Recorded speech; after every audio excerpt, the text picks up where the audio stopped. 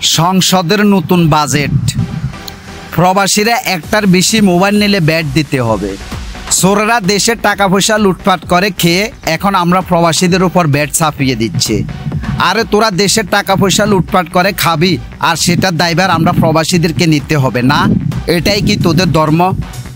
আমরা প্রবাসীদেরকে এভাবে জোকের মতো আর কত শুষে খাবি? মনে রাখিস সব কিছুরই একটা শেষ আছে।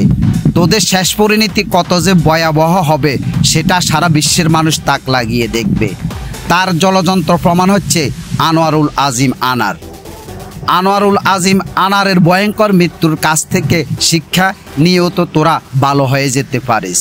তা না হলে তোদের শেষ পরিণতি যে এরকম হতে পারে সেটা কি তোরা একটু ভেবে দেখেছিস? মানি না, মানবো না তোদের এই আইন।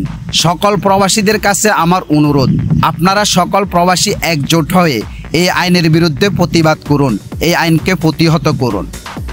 প্রয়োজনে কেউ 1 টাকাও লিগেলভাবে দেশে পাঠাবেন না, সম্পূর্ণ টাকা হুন্ডিতে পাঠাবেন।